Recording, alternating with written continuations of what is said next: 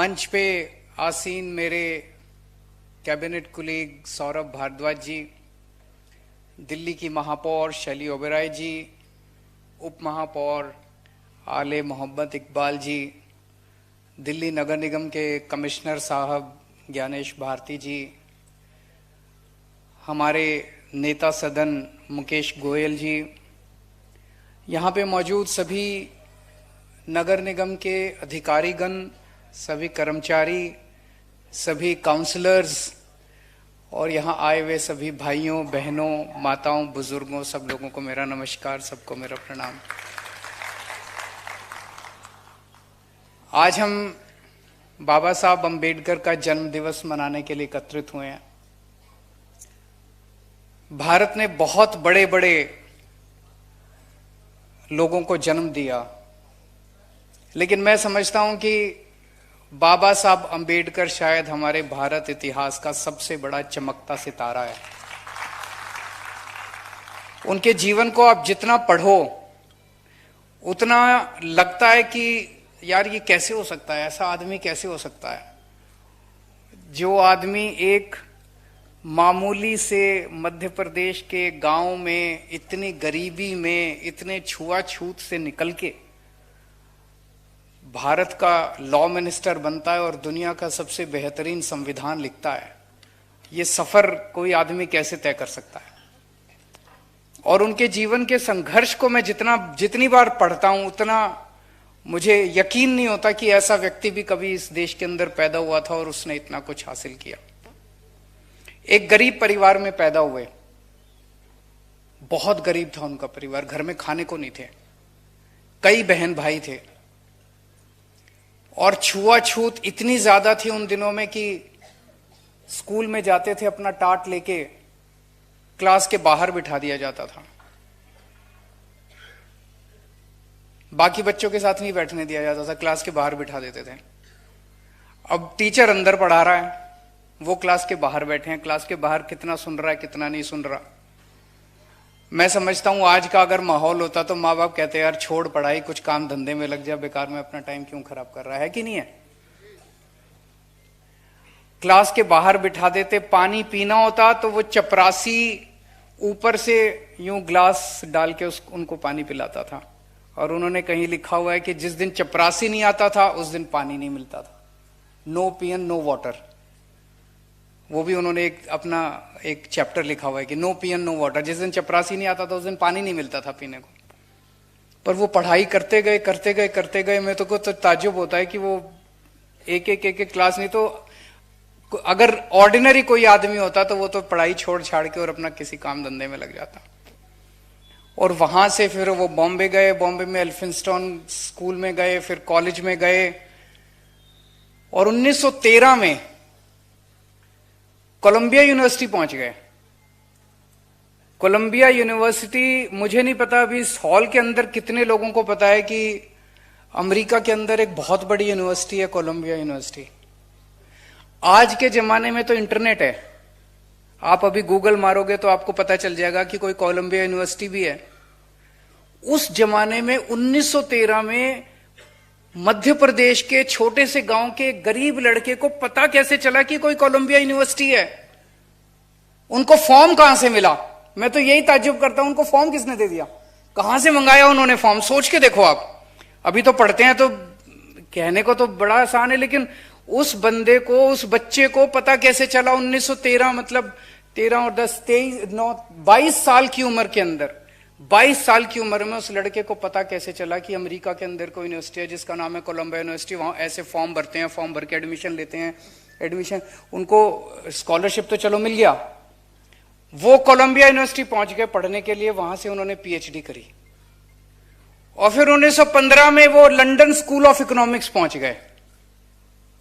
आज भारत देश में, आज पूरी दुनिया में लंदन स्कूल ऑफ इकोनॉमिक्स में एडमिशन लेना मतलब नामुमकिन सा है। लंदन स्कूल ऑफ इकोनॉमिक्स दुनिया का सबसे बेहतरीन कॉलेज माना जाता है, सबसे बेहतरीन college. London school of economics से उन्होंने अपनी दूसरी पीएचडी करी। फिर मैं देख रहा था पता नहीं कितने तो एमए की डिग्री ले रखी है उन्होंने और कितनी उन्होंने पीएचडी की डिग्री ले रखी है। और फिर उन्होंने वकालत कहां से करी? वकालत दिल्ली यूनिवर्सिटी की लॉ फैकल्टी में भी एडमिशन मिलना कितना मुश्किल है कि नहीं है? वो ग्रेज इन, लंदन के अंदर ग्रेज इन है, वहां से मतलब दुनिया के सबसे बेहतरीन वकील, दुनिया के सबसे बेहतरीन वकील ग्रेज इन से निकलते हैं, वहां से वो वकालत करके आए। क्या आदमी था यार! ऐसे ही थोड़ी दुनिया उनकी दीवानी हो रही है कि नहीं है? उस व्यक्ति ने हमारे देश का संविधान लिखा, बहुत ही खूबसूरत संविधान लिखा, उसमें सारी चीजें उन्होंने डाली। सबसे ज्यादा तवज्जो उन्होंने शिक्षा को दी। बार बार बार बार उनकी जितनी भी टीचिंग्स हैं, उनकी जितनी भी राइटिंग्स हैं, उनको जितनी बार आप पढ़ो, हर जगह वो यही एक संदेश देते हैं कि अगर हमें अपने समाज को आगे बढ़ाना है, अगर हमें अपनी गरीबी दूर करनी है, अगर समानता का अधिकार सबको देना है, तो एक ही चीज कर सकती है, वो है शिक्षा। अगर हमने अपने बच्चों को सबको शिक्षित कर दिया, तभी गरीबी दूर हो सकती है, तभी सबको समानता का अधिकार मिल सकता है। नहीं तो बातें तो बहुत कर सकते हैं लोग, बातें बहुत होती हैं, लेकिन असली शिक्षा ये। और जब से मैं राजनीति में आया हूं, दिल्ली के अंदर हमने सरकार संभाली है, ये चीज मैंने भी महसूस करी है कि शिक्षा किसी भी परिवार को पूरी तरह से बदलने के लिए कितना बड़ा रोल अदा करती है। हमारे पास दिल्ली सरकार में इतने उदाहरण हैं, इतने उदाहरण हैं। दिल्ली सरकार के सरकारी स्कूलों का पहले बहुत बुरा हाल था, बहुत ज्यादा। राजनीति में आने के पहले मैं एनजीओ चलाया करता था, सुंदर नगरी की झुग्गियों के अंदर हम लोग काम किया करते थे, मैं और मनीष सिसोदिया जी। वहां हम देखते थे सरकारी स्कूलों का इतना ज्यादा बुरा हाल होता था। एक गरीब आदमी अपने बच्चे को भेजता था, साल 2 साल भेजने के बाद देखता था यार पढ़ाई लिखाई तो कुछ है नहीं, टाइम बर्बाद कर रहा है, उसको कहता था धंधे में लग जा, कभी चाय की दुकान पे लग जा, कभी कहीं लग जा, कभी कहीं लग जा, कोई इधर उधर धंधे पे लगा देते थे अपने बच्चों को। लेकिन अब शिक्षा की पूरा का पूरा दिल्ली सरकार के स्कूलों में शिक्षा का स्तर सुधरा है। अब दिल्ली सरकार के स्कूलों के बच्चों को जब हम देखते हैं, कोई बच्चा इंजीनियर बन रहा है, जैसे एक बच्चा है उसके पिताजी प्लम्बर हैं, 12,000 रुपए महीना कमाते हैं उसके पिताजी। उनका बेटा आईआईटी रुड़की में कंप्यूटर इंजीनियर में उसका दाखला हो गया। आईआईटी रुड़की में कंप्यूटर इंजीनियरिंग में अगर उसका दाखला हो गया, जब वो बच्चा 4 साल के बाद अपनी इंजीनियरिंग करके निकलेगा, उसकी स्टार्टिंग तनख्वाह 3 लाख रुपए महीना होगी।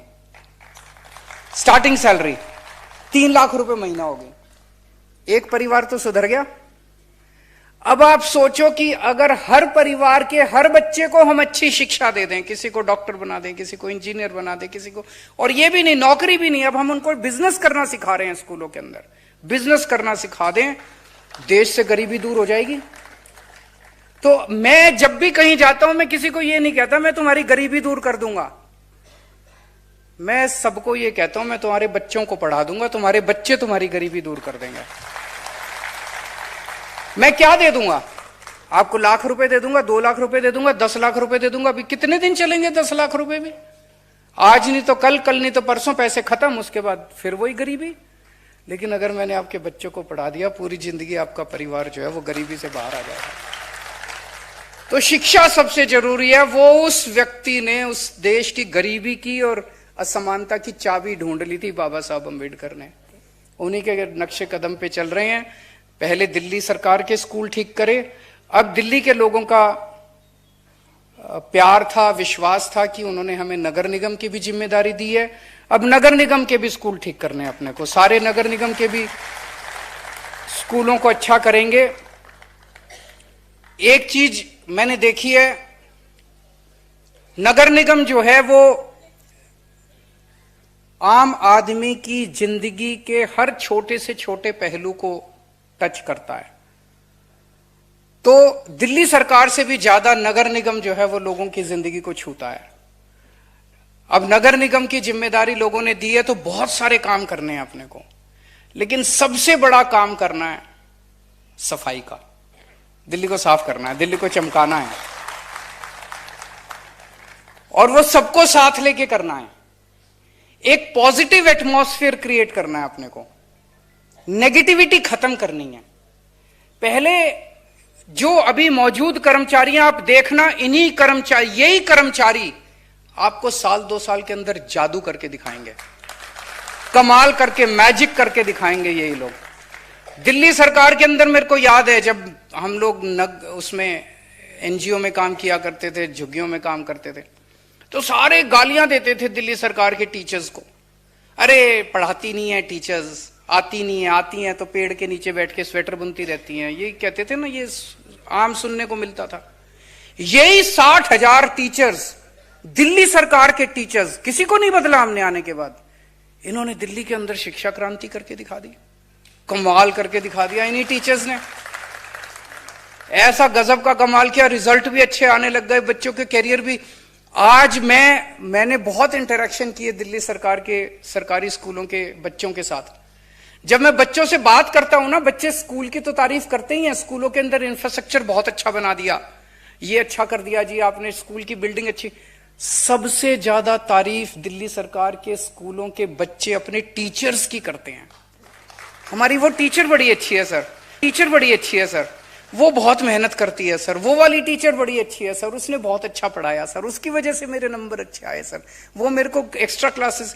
इतनी तारीफ करते हैं वही टीचर्स जिनको पहले समाज जो है वो हीन भावना से देखता था, आज उन्हीं टीचर्स ने कमाल करके दिखा दिया दिल्ली के सरकारी स्कूलों में। आज यही सभी सफाई कर्मचारी, आज यही एमसीडी के स्कूल टीचर्स, आज यही डॉक्टर्स, यही नर्सेज, यही एमसीडी के कर्मचारी, आप देखना साल 2 साल के अंदर आपको कमाल ना करके दिखा देता हूं, मैजिक ना करके दिखा देता, शानदार काम करके दिखा। पॉजिटिविटी चाहिए, नेगेटिविटी खत्म करनी है, जो नेगेटिव एटमॉस्फेयर उसको खत्म करके एक माहौल देना है। अंत पंत में तो सब इंसान है ना, हर इंसान के यहां दिल धड़कता है। हर इंसान क्या चाहता है अपनी जिंदगी में? पैसा नहीं चाहता।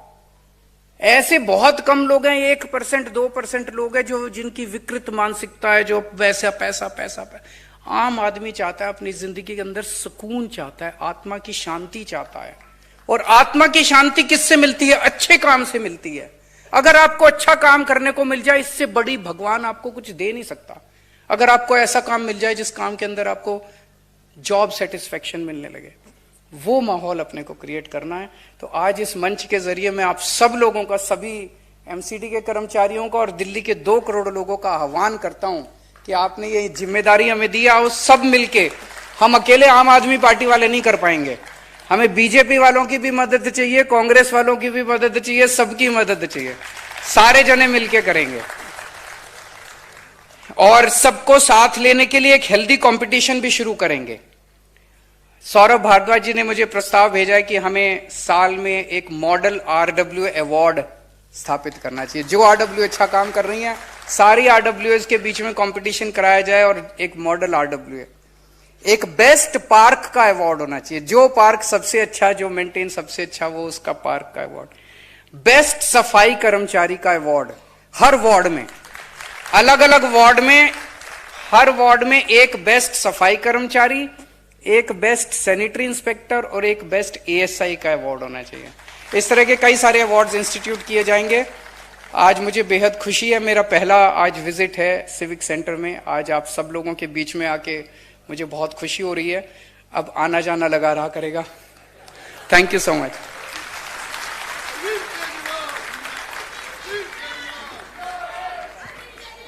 एक बार जोरदार तालियां